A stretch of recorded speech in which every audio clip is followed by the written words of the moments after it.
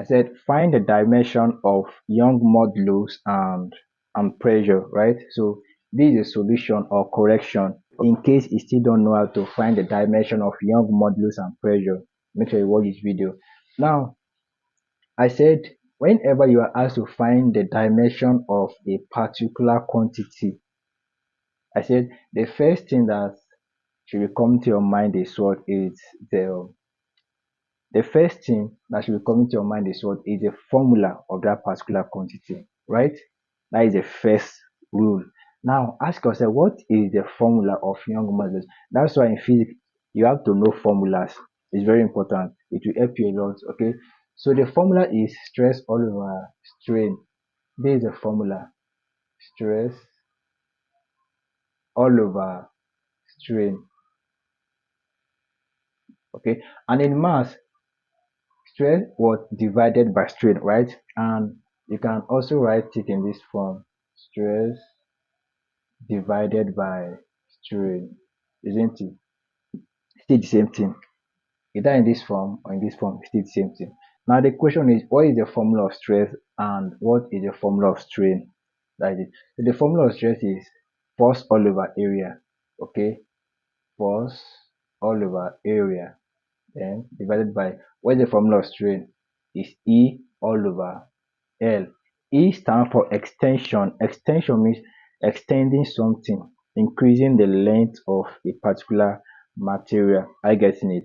Like, let me use rubber band. Okay, you know, when we were small, we were playing with this rubber band, right? So when you are trying to extend that particular rubber band, we call it what? Extension. You are increasing the length of that particular thing, right?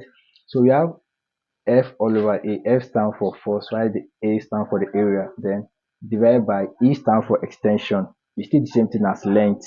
We can't continue with the calculation without converting this particular operation. The middle is a division, right? So we have to convert from division to multiplication.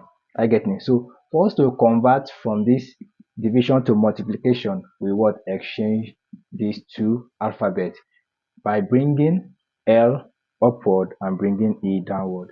So it will now be F all over A times L all over E. Are you getting it? So it will now be F times L will give us FL all over A times E will give us AE. So now let's find the dimension. So I said in writing down the dimension of any quantity in physics, there are only approved three quantities, right? Which is what? Length, mass, and time. Length, mass, and time, right? These are the given quantities. That's why you have to exchange everything to, like, that's why when you are solving for dimension of any particular quantity, just put your mind on these three quantities, because these are the ones we'll be using in writing down the dimension of any quantity in physics. We've solved for the dimension of force, right? Yes, we've solved for the dimension of force before. Look at your book, we solved for the dimension of force. So the dimension of force is what? In case you are watching this video and you are not in my lesson WhatsApp group, or you can comment below. I will send you my WhatsApp number, okay? So you can shout me up. I will add it to my WhatsApp science lesson WhatsApp group, okay? For physics, maths, and this in chemistry. Now, a dimension of force is what? You still remember? Look at your book. You solve all these things before. M L C raised to minus 2, right? And here we have L. So multiply by L all over. So this one is area, right? So the formula of area is what? Length times breadth, right? Length times breadth. And I said you will convert everything to either be length, mass, or time. The formula of area is area equal to length times breadth. We've gotten length, right? And I said we also convert breadth to what? Length. Because breadth and length are the same thing. I get it. They contain what? The same unit. It's still the same meter. Are you getting it? So it will now be length times length, which is what? L square. So we have L square multiplied by what? Extension is still the same thing as length. I said increasing the length of a particular material, which is what? Length. So yeah, it will now be L raised to power 12. Look at it. In my previous video, I said any single number or alphabet standing alone, it contains 1 on top, because any number raised to power 1, it will still give you that particular number, or any letter raised to power 1, it will still give you that particular letter.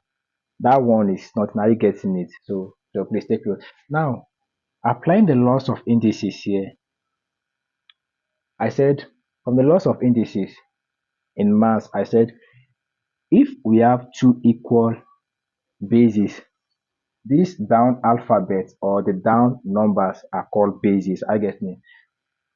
If we have two equal bases and the middle is multiplication, we will add the up numbers. I get me. So, and what you need to do is to take one out of the two the same bases. Take note. Let me come again. I said if you have two equal bases, okay, so these two base numbers can either be number or alphabet. I guess me, they are called bases. So the down ones are called bases. Okay, so if you have the same bases and the middle is multiplication, what you need to do is what? Since they are the same, you take one L, then add the up numbers. Since the middle is multiplication, so 2 plus 1 is what? Is 3. So here we'll have 3. Here it will now be what? L raised to power 3. Okay. So here the same thing. Look at it. L and L. We have two L here on top, right? So since the middle is multiplication, are you getting it? Since the middle is multiplication, I said any single alphabet or number standing alone, it has 1 on top, right? So it will now be what? That is 1, 1. As a mathematician, like as a science student, just know that any single alphabet or number standing alone, there is 1 on top. No need of writing. It's from 2 upward that we write. I guess it. If it's from 2 upward, 2, 3, 4, 5 upward, we can. But if it's 1, no need of writing. But take note as a science student. I guess it. So I said if the two bases are the same and the middle is multiplication, you add the up ones, right? So here it will now be m L what? 2, right? If you add them, then t raised to minus 2, then L 3. Now, look at this. From laws of indices, I said what? If the middle is division, since the two base numbers are the same, right? You will minus the up numbers. But if it's multiplication, you plus, isn't it? So meaning that you can write this in this form, equal to m L square t raised to minus 2 divided by L3. Are you getting it now? Divided by L3. You can write in this form or in this form. So from the laws of indices, what you need to do here is what? Is to what? Minus the up ones. Since L and L is the same, so you take one. Let me put the final answer here. So it will now be M L. So 2 minus 3 will give us what? Minus 1. Then T raised to minus 2. So this is a procedure on finding the dimension of Young modulus. Are you getting me? So first, anytime you are asked to convert, anytime you are asked to find the dimension of any particular quantity, first know the formula, okay? Then you apply the laws, okay? I have a detailed video on this particular dimension. In case you are not in my lesson WhatsApp group, you can comment below. I'll be saying my WhatsApp number. Okay, and I gave you guys this in 2 assignments: Young modulus and pressure, right? So if you solve it carefully, like the one of pressure, you will still arrive at the same dimension. So meaning that Young modulus and pressure, they have the same what? Dimension. ML raised to minus 1, then T raised to minus 2. I get it. And the formula of pressure is what? Formula of pressure is force all over area. So once you use this formula And if you solve very well, you will still arrive at this particular dimension, ml raised to minus 1, then t raised to minus 2 digits. Okay.